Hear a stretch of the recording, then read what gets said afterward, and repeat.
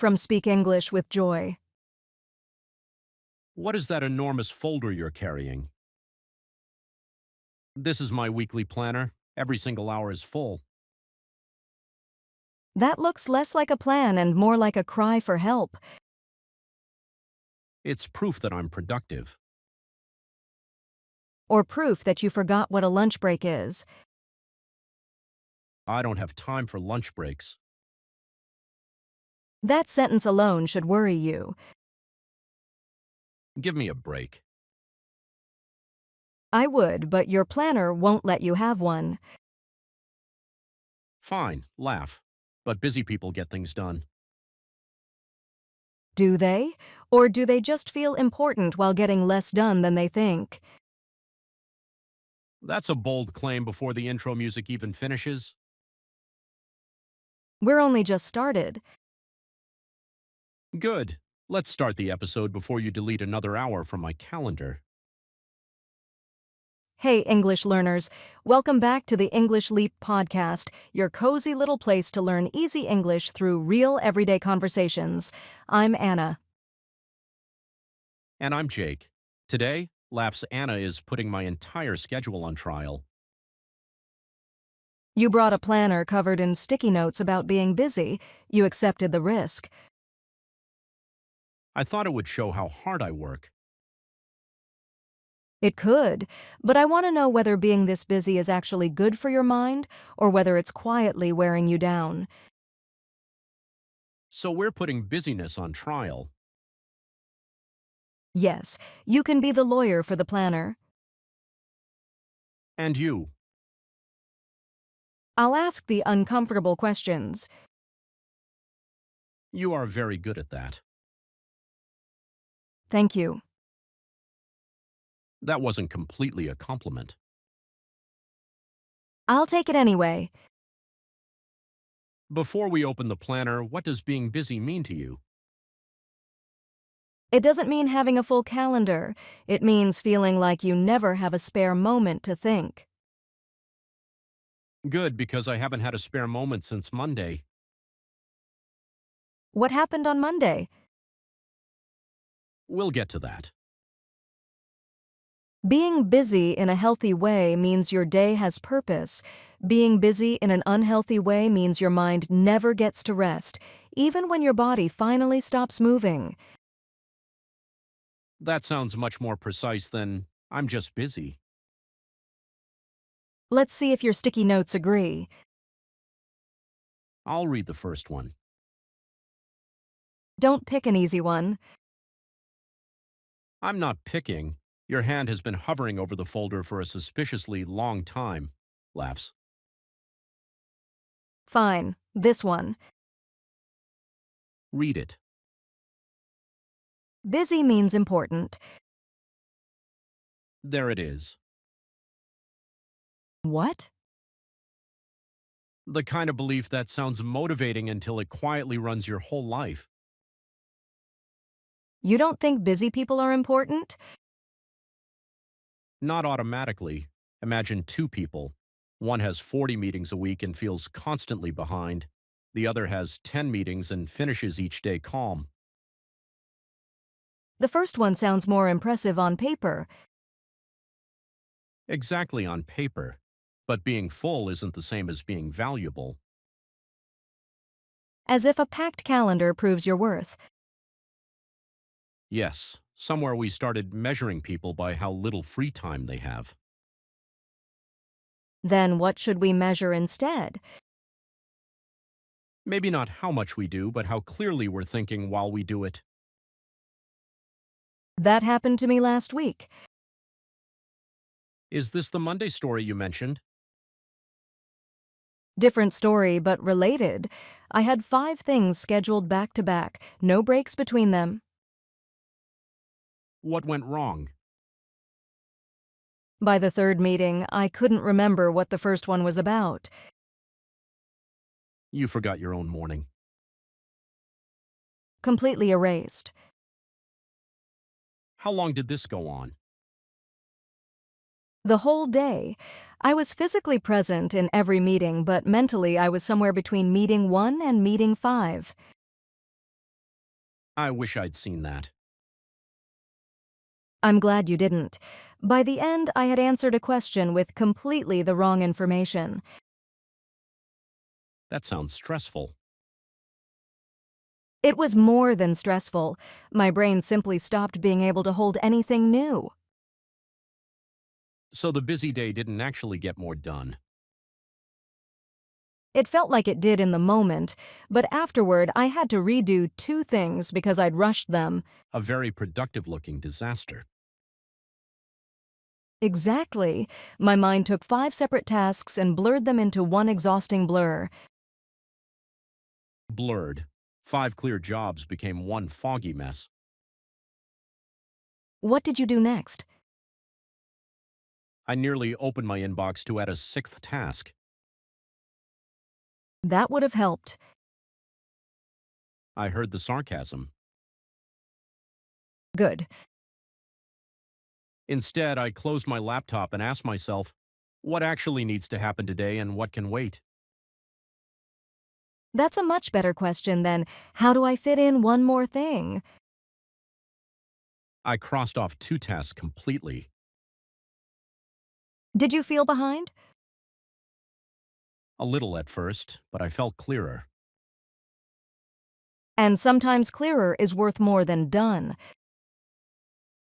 We put too much pressure on ourselves to finish everything in one day. Yes, if my list isn't empty, I feel like I've failed somehow. You haven't. You may only need to protect enough space in your mind to actually think. So moving from overloaded to empty isn't the only kind of success. No, you can move from scattered to focused, from rushed to steady, from foggy to a little clearer. Then busy means important is leaving the planner. What are you writing instead? Clear thinking matters more than a full schedule. Much better. There, our first repaired sticky note. Your handwriting still needs repairing. One problem at a time, Jake. Fair enough. Although I'm surprised you don't like busy means important. You always seem to be doing three things at once. Do I? Yes, you're usually the one everyone assumes has room for one more favor. They do. And that creates a different problem. What kind of problem? When people believe you're always available, you begin to believe you're not allowed to say no. Do you feel that way? Colleagues ask you for extra help. Friends ask you to join last-minute plans. I usually say yes and figure out the details later. That sounds like you. But sometimes I'm already stretched thin. Sometimes I don't actually have the hour I just promised. I probably ask you for favors without thinking about that. You're not the only one. What do you do when you don't have the energy to take on one more thing? Usually I say yes anyway. Even when you're already overwhelmed. Yes, a few weeks ago I had 3 deadlines stacked on the same day. Nothing dramatic, but my mind felt cluttered. Did you tell anyone? Not at first. A colleague asked me to review her report because she was stressed about a meeting. What did you say? I said yes, and I stayed late reading it carefully. You stayed late, even though you were already stretched thin. Yes, but honestly, I had nothing left to give that evening. Then why didn't you say something? I didn't want to seem unhelpful. What happened afterward? I finished the review, went home exhausted, and snapped at my roommate over something small. You were carrying stress that had nothing to do with him. Exactly, it wasn't very fair to either of us. What did you say the next day? I told him, I'm sorry about last night. I was overwhelmed and I took it out on you. How did he respond? He said, "Why didn't you just tell me you were having a hard day?" Fair question. Very fair. I'd been trying so hard to seem like someone who could handle anything that I forgot to be honest about my limits. That reminds me of another sticky note in this planner. Which one? I saw it near the bottom. Wait, here it is. Rest is for people with free time. That sounds very different after hearing your story. Yes, because when exactly is anyone supposed to have free time if rest No, I'm only counts rejecting the once idea your that list rest has to finished. be earned? Apparently, That rest makes has to sense. wait outside. There's nothing wrong Then with I'll be working outside hard. with it.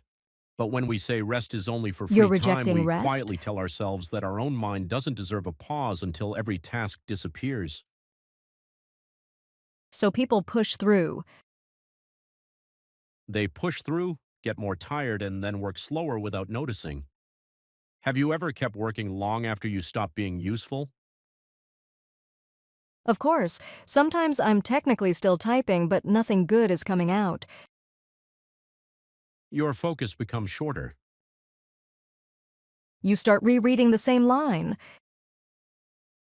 Or you tell yourself, just one more hour, much too often.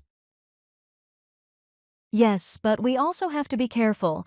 Rest shouldn't feel like something we have to fully justify before we allow it. What could we say instead? My mind needs a break to keep working well, rather than, I haven't earned a break yet. That is gentle.